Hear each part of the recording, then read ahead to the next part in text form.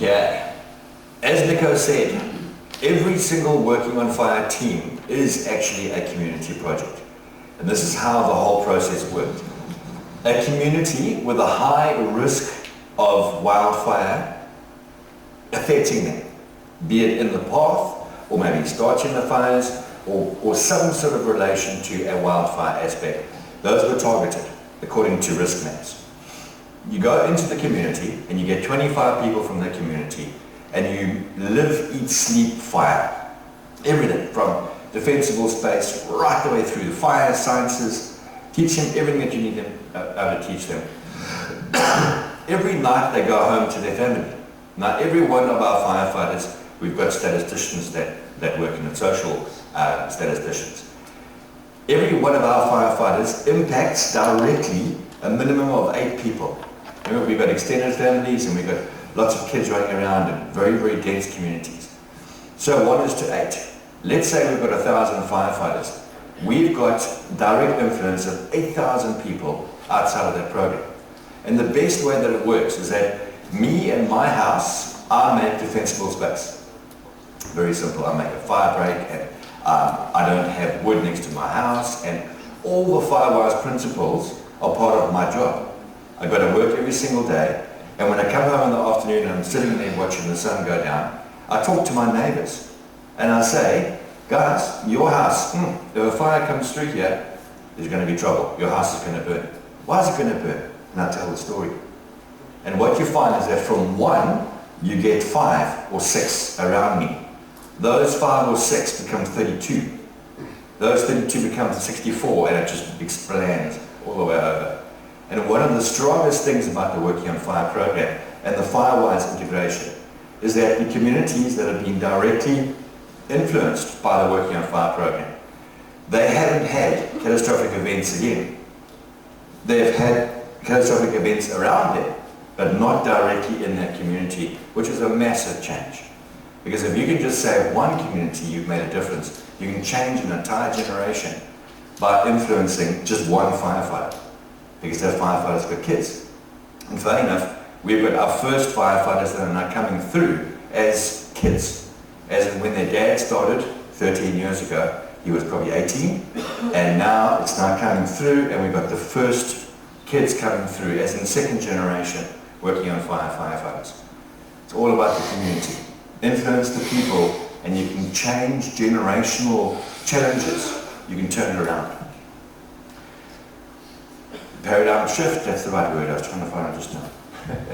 So it's all about getting an adaptive community and building up community resilience. If a community is resilient in their own right, they are not going to start the fires, number 1.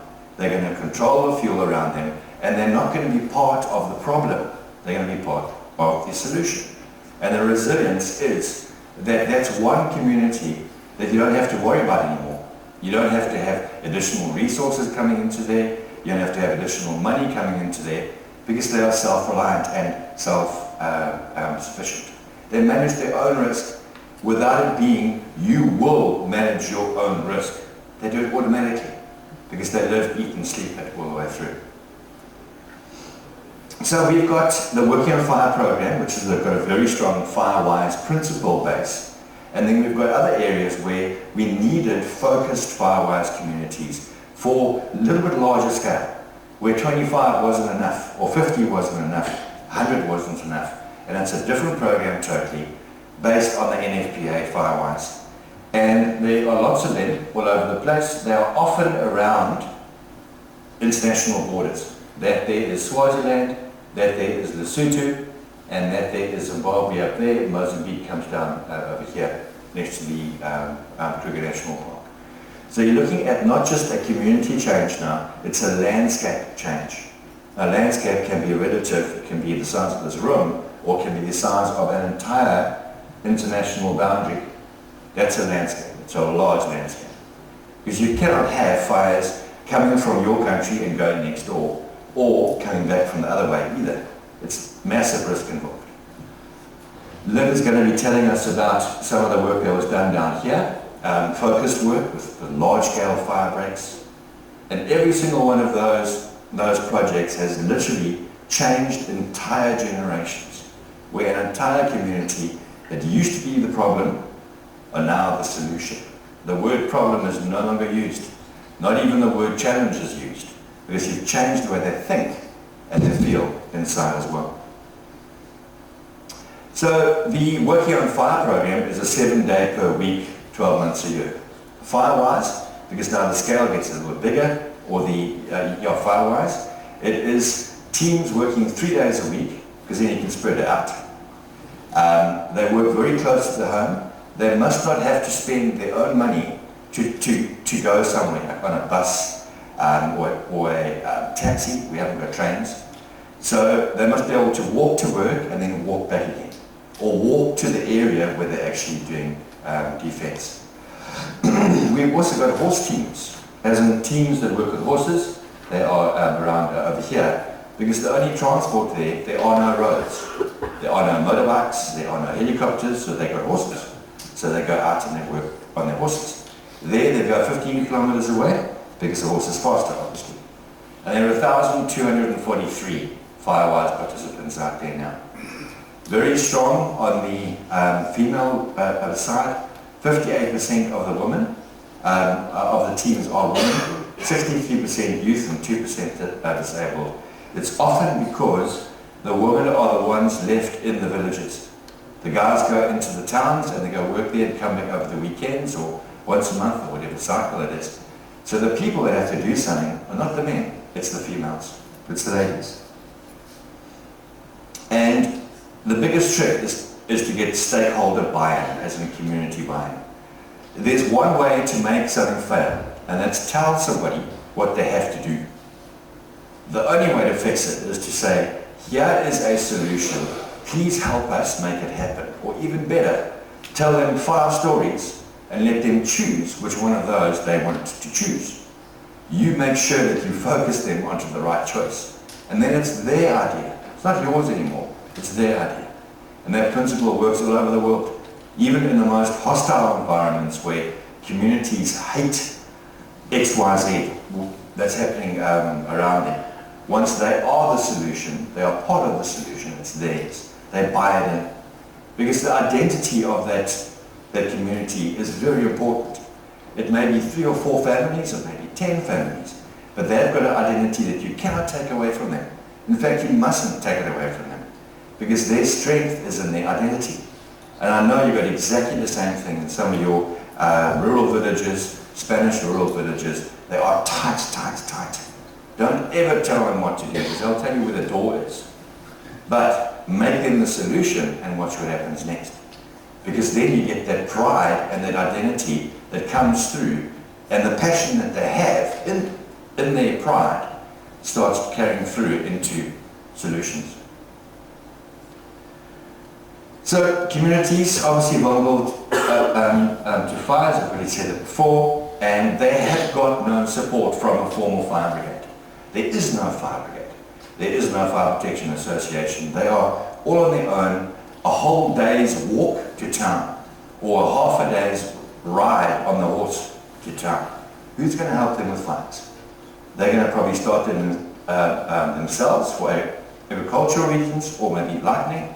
They have got to put them out themselves as well. They have got the full responsibility. Ooh.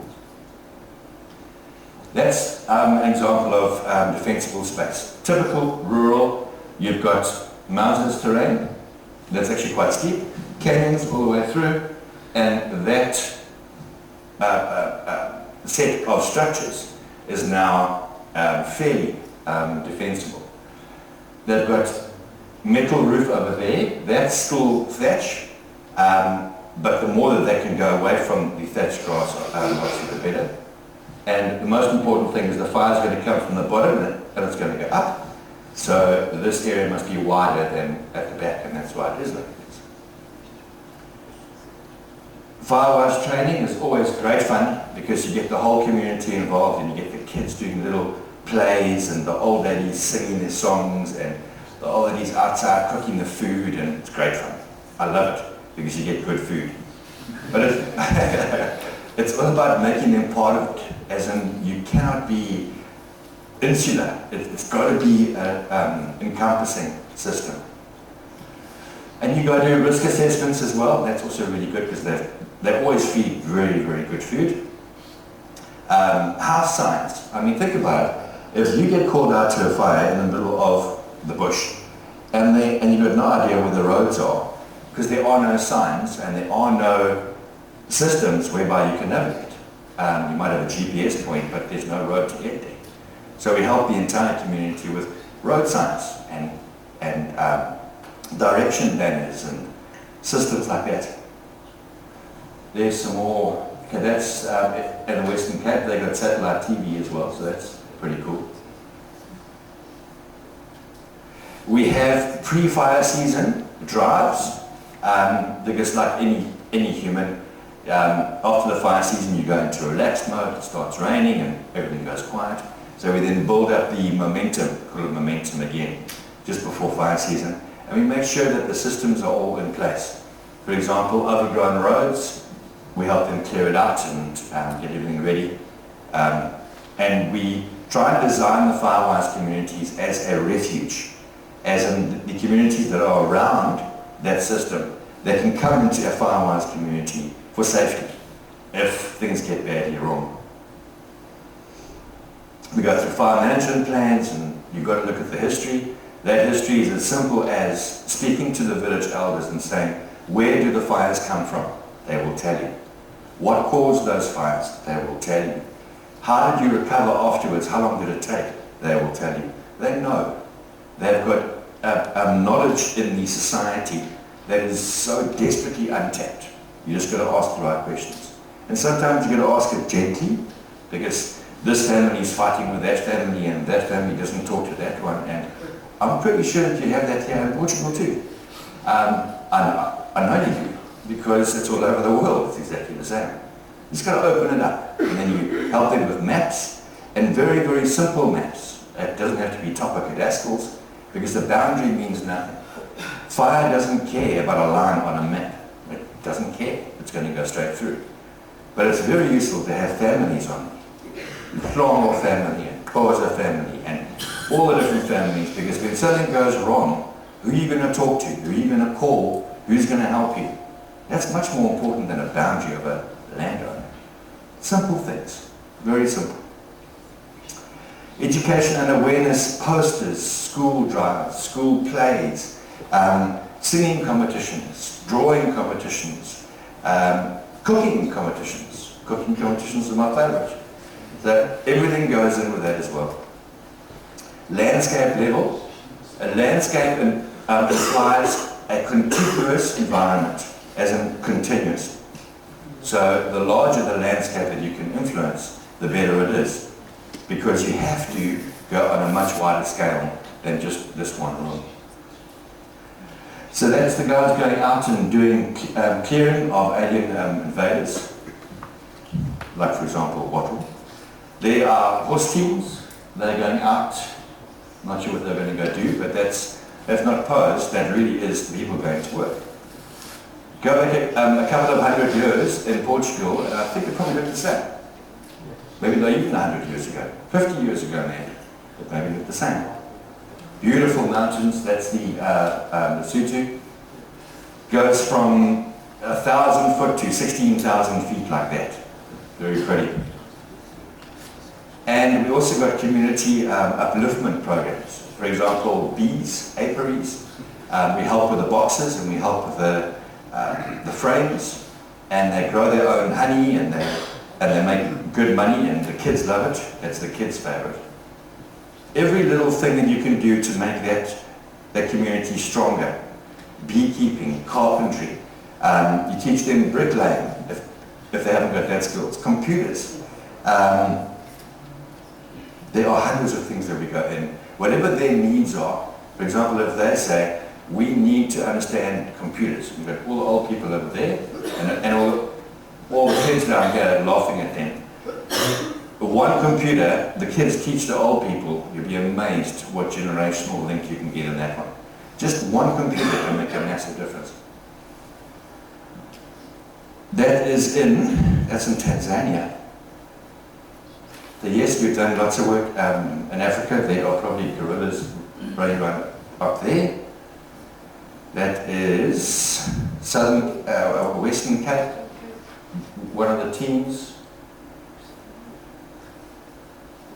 The Firewise community needs to be registered, and it is a formal process. And there are certain things that they have to do with their preparedness, and then they become a Firewise community, exactly the same as what you guys have got.